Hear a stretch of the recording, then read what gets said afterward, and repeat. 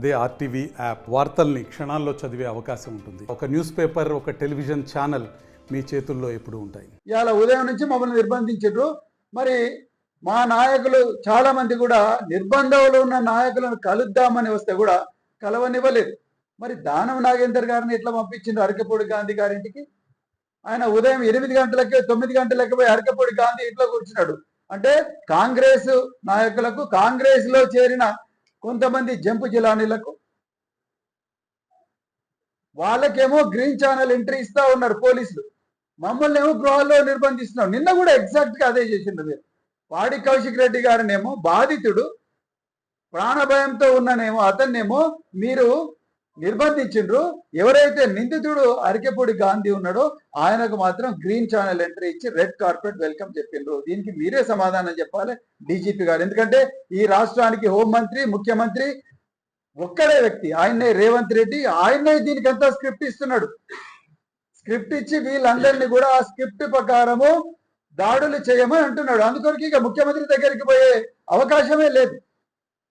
మాలాంటి వారికి ముఖ్యమంత్రి దాడులకు ప్రేరేపిస్తున్నప్పుడు, ముఖ్యమంత్రి దాడులకు వ్యూహం రచిస్తా ఉన్నప్పుడు, ముఖ్యమంత్రి మొత్తం అంతా చేసిన తర్వాత, ఇల్లంతా గాలిపోయిన తర్వాత ఫైర్ ఇంజిన్ పంపించినట్టుగా ముఖ్యమంత్రి గారు ఇవాళ ఒక పెద్ద జోకేసిండు.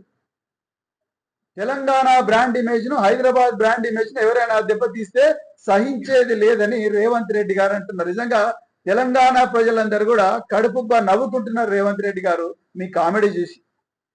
తెలంగాణ బ్రాండ్ ఇమేజ్ ను, తెలంగాణలో ఉండే రాజధాని హైదరాబాద్ బ్రాండ్ ఇమేజ్ ను పెంచింది ఎవరు, తగ్గిస్తున్నది ఎవరు? ఒక్కసారి గుర్తుపెట్టుకోండి. కేసీఆర్ గారు 14 సంవత్సరాలు వీరోచితంగా పోరాడి తెలంగాణ వచ్చిన తర్వాత తెలంగాణలో ఎవ్వరికి కూడా ప్రాణ నష్టం, ఆస్తి నష్టం జరగకుండా, సెటిలర్ అని కాదు, సెటిలర్ కాకపోయినా అసలు సెటిలర్ అనేది చూడకుండా అందరూ తెలంగాణ బిడ్డలే. తెలంగాణలో నీళ్లు దాగి, తెలంగాణలో గాలి పీల్చిన ప్రతి ఒక్కరు కూడా వాళ్ళు ఏ ప్రాంతాల నుంచి, దేశం నుంచి ఏ ప్రాంతాల నుంచి వచ్చినా వాళ్ళందరూ తెలంగాణ బిడ్డలని కంటికి రెప్పలాగా వాళ్ళని కాపాడుకొని మొట్టమొదట కేసీఆర్ గారు చేసింది 700 కోట్లతోని integrated command and control centre పెట్టి 7,000 వాహనాలు సిటీ పోలీసులకు సమకూర్చి దాదాపుగా 10 లక్షల CCTV కెమెరాలు పెట్టి ఎంతో మంది దుర్మార్గులను పీడీ యాక్ట్ లో పెట్టి వాళ్ళందరినీ, దొంగలను వీళ్ళందరినీ కూడా జైల్లో పెట్టి ఎంతో మంది ఆస్తులను, ధన మాన ప్రాణాలను రక్షించిన ఒక గొప్ప నాయకుడు కేసీఆర్. కానీ మీరు ఈరోజు ముఖ్యమంత్రి అయిన 9 నెలలకే మొత్తం కూడా ఒక్కసారి మరి తెలంగాణ బ్రాండ్ ఇమేజ్ పడిపోయింది, హైదరాబాద్ బ్రాండ్ ఇమేజ్ పడిపోయింది. దీనికి బెస్ట్ ఎగ్జాంపుల్ నిన్న జరిగిన విషయమే. పోలీసు వాళ్ళే ప్రేక్షక పాత్ర వహిస్తా ఉన్నారు.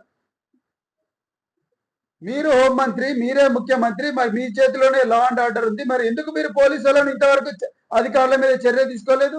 మీరు నార్సింగి పోలీస్ స్టేషన్ తీసుకొచ్చి, నార్సింగ్ పోలీస్ స్టేషన్ ఆయనకి ఛాయ్ ఇచ్చి, బిస్కెట్లు ఇచ్చి, సకల రాజమర్యాదలు చేసి ఆయనను 35 క్లాస్ 3 కింద స్టేషన్ బెల్ ఇచ్చి పంపించండి.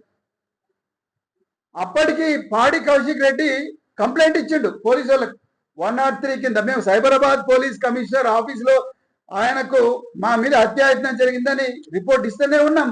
ఇక్కడ ఆయనను బెయిల్ మీద రిలీజ్ చేసిన ఆయనకు వత్తాసు పలకడానికి దానం నాగేందర్ వచ్చిండు. మరి ఏమి మెసేజ్ చెప్తున్నారు మీరు? అన్ని బెయిలబుల్ సెక్షన్స్ అన్ని పెట్టి వాళ్ళను స్టేషన్ బెయిల్లో ఇంటికి పంపించేసి 109 ఏదైతే హత్యాయత్నం ఉందో హత్యాయత్నం నింపాదిగా రాత్రి 9 గంటలకు బుక్ చేసిండ్రు.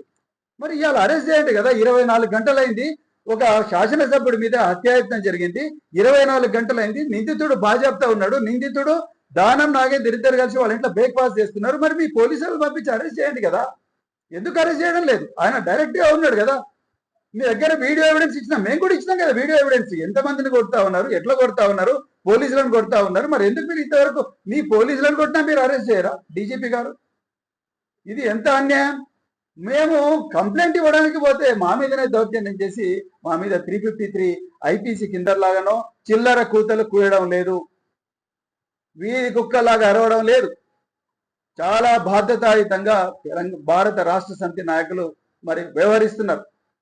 నిన్న మేము కౌశిక్ రెడ్డి గారి ఇంటి నుంచి మా వందలాది మంది కార్యకర్తలు, వందల మంది నాయకులు అరకెపోడి గాంధీ ఇంటికి పోయే అవకాశం ఉన్నప్పటికీ కూడా మేము చట్టానికి లోబడి పనిచేస్తున్న పార్టీ కాబట్టి సైబరాబాద్ పోలీసు కమిషనర్ ఇంటికి పోయినాం. మేము అరకపూడి గాంధీ ఇంటికి పోలేదు. అక్కడి నుంచి కేవలం 10 కిలోమీటర్లు. మమ్మల్ని ఎవరు కూడా ఆపేటోళ్ళుగా. కానీ మేము అక్కడి నుంచి పోకుండా సైబరాబాద్ పోలీస్ కమిషనర్ ఇంటికి ఆఫీస్కి పోయిన వెంటనే మీరు అర్థం చేసుకోవాలి. అక్కడి నుంచి సైబరాబాద్ పోలీస్ కమిషనర్ దగ్గర కూడా మేము ఏం గొడవ చేయలేదు. కానీ మీ పోలీసులే మమ్మల్ని వెనక్కి తప్పి మళ్ళీ ఉల్టా వాడి కౌశల్ రెడ్డి గారి మీద కేసు పెట్టింది. మరిన్ని వీడియోస్ కోసం ఛానల్ ని సబ్స్క్రైబ్ చేయండి. లేటెస్ట్ అప్డేట్స్ కోసం వాట్సాప్ ఛానల్ ని ఫాలో చేయండి. అండ్ లింక్ డిస్క్రిప్షన్ లో ఉంది.